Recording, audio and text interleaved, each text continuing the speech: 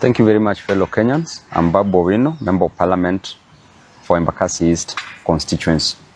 I want to take this opportunity to condemn the gruesome murder of one Albert Ojwang at Central Police Station, Nairobi. I want to demand that the officers who committed this heinous act must be arrested and charged with murdering one innocent man, Albert Ojwang. The apex of the law, the Constitution, and the Penal Code outlines clearly on how matters should be dealt with once an arrest is made.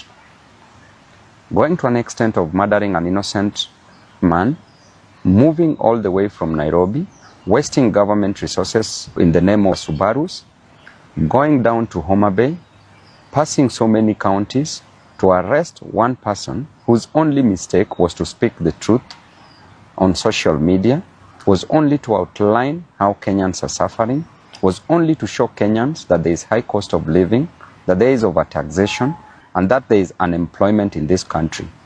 By pointing out unruly officers in the government by the name Eliud Langat, who is a Deputy Inspector General of Police, you take an opportunity to go all the way to Homabay, arrest an individual, arrest Albert, move all the way back to Nairobi, noting that there are so many police stations within Homabay County. You bypassed all those police stations, came back to Nairobi, took an innocent young man from the dad with an intention to kill, premeditated the death of one Albert Ojwang.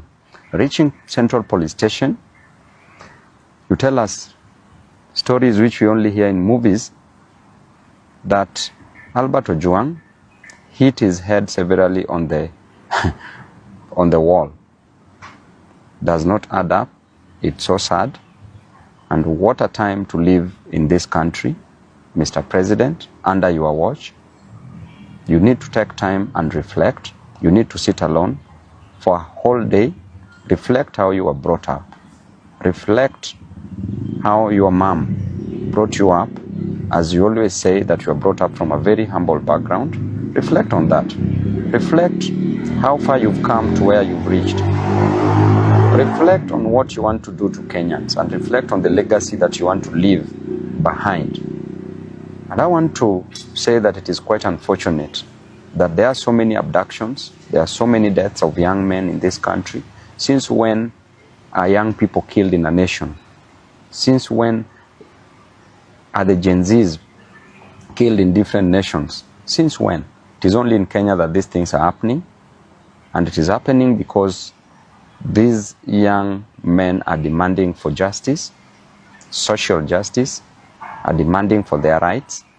And the extent that we are going as a nation is so wrong because under your watch as the president, so many deaths are occurring. The main reason why people get to power is so that they can become better, not being bitter. It's so that they can better the lives of others, not taking the lives of others. It's so that they can ensure that people's lives are changed for the best.